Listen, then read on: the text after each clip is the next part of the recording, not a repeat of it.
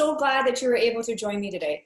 My pleasure. I'm sure there are a lot of people that have thought about how they are spending their time. And I would imagine that a lot of people are beginning to wonder if the place that they're in work-wise is where they want to be. Definitely, you're right. There's a lot of discussion. For employers that are seeking new talent, have you found that there's a bit of a different discussion about either what it is they're looking for in an individual or what it is they're looking for in an application package? To answer your question in general terms, the conversation has shifted drastically. Before COVID, we were in a very candidate short market. Right now, we're seeing more of an increase in contract staffing. What that means is that they're looking for candidates who can adapt. When you work on contract, you have to kind of hit the ground running and contribute right away. The other thing that employers are looking for is professionals who can work well remotely. We have to be aware of what personality traits. We have to exhibit a high level of personal drive, resourcefulness, collaboration, adaptability, strong communication. Communication skills are important more than ever. Contract work doesn't mean necessarily, particularly during COVID and post-COVID, temporary. Yeah, absolutely. So in some cases, it will be, you know what, this is a project we need help on. It's going to take, 3 months or 6 months, and that's it. It's a contract. But in a lot of cases, and what I'm seeing right now, this is a situation where they're busy, they need to hire, but they don't want to commit to a full-time hire right away. A contract position should be taken just as seriously as a full-time permanent position because it's a great opportunity. It's almost like a working interview. I love what you just said, that it is a working interview. And like what an amazing opportunity to be able to show them just how much value you provide while you're in the environment and doing work. Job seekers, how has that discussion changed? There's more job seekers than ever. A lot of these professionals were feeling very confident. And then this was obviously a shock. How to do well in a video interview. First and foremost, we have to start with the basics and, same tips that we have always recommended for even face-to-face interviews, right? You have to prepare, understand the requirements of the job, relate your experience to the requirements of the job, demonstrate your experience by giving specific examples. All of the same things that we've always said about face-to-face interviews still apply. The challenge with online interviews is making sure that communication is as clear as possible. Whatever would have come across as your personality and your enthusiasm and your attitude in a face-to-face interview comes across in this medium. Setting things up so that you are well lit. Because this is a creative industry, you will probably have to share your screen to show your portfolio. Make sure that you can easily show your portfolio and talk about your work. The best tip I would say is to practice. Get on a Zoom call with your friend and pretend you're interviewing and get comfortable. Maybe even record the interview and look back. I wanted to echo something you just said. The importance of recording yourself is invaluable. And of course, I'm not speaking about it from an interview perspective. But if one is able to suck it up and just get objective. I agree. That's a tip for the brave of heart.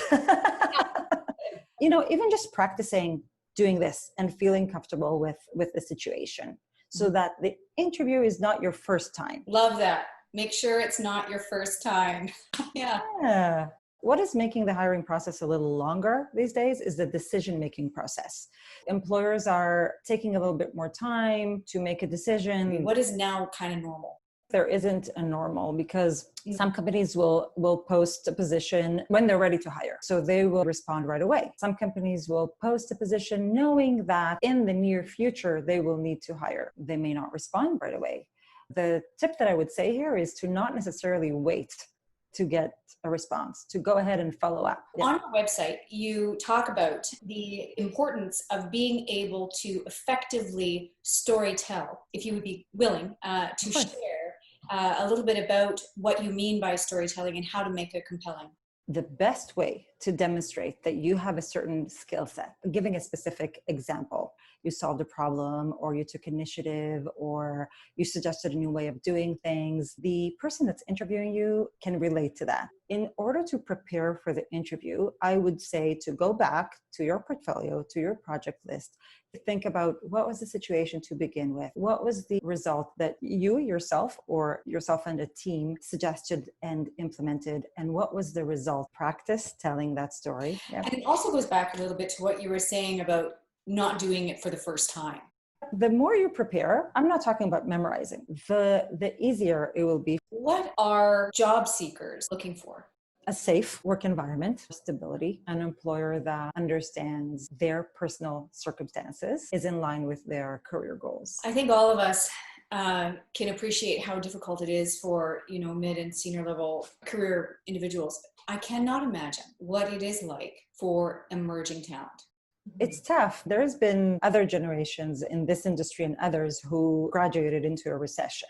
Architecture and interior design is not strictly working in an architecture or interior design office. You want to keep an open mind. Give yourself the opportunity to consider other avenues too, even though it may not have been your dream. There are opportunities for freelance, right? You can do freelance work for companies all over the world. So if you're a junior and you have great technical skills, which a lot of juniors do, find freelance work where you're producing some drawings or helping with coordination. I just would not have started a video series if COVID did not enter my life.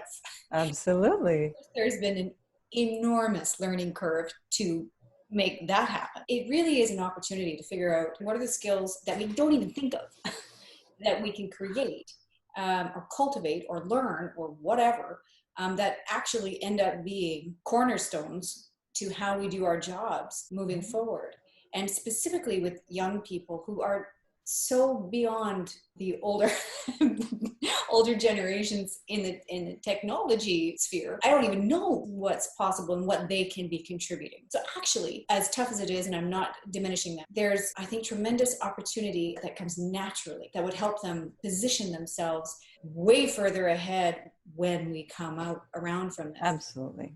Listening to what's happening, and in order to discover those skills that are going to be new to us and in demand, I've created recently is the Architecture and Interior Design Talent Community page on LinkedIn. If you go on my profile on LinkedIn, you can access that. We have a couple thousand members already. Oh, that's so great. Awesome. This is a crazy tough situation for everybody. Yeah. But yeah, there's been some good aspects of it. My kids are having the best summer. They're having an old-fashioned hang out with your friends, go on bike rides kind of summer. And that's okay.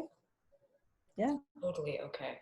Yeah. COVID has forced me to amp up my digital skills, but it's also forced me to look dead in my kid's eye and be a better parent. Yep. On that note. Yeah. Thank you very much for your time. It's an important conversation to have. Obviously, there's a lot of people that are in the difficult situation of being unemployed. So thank you. Pleasure to be here.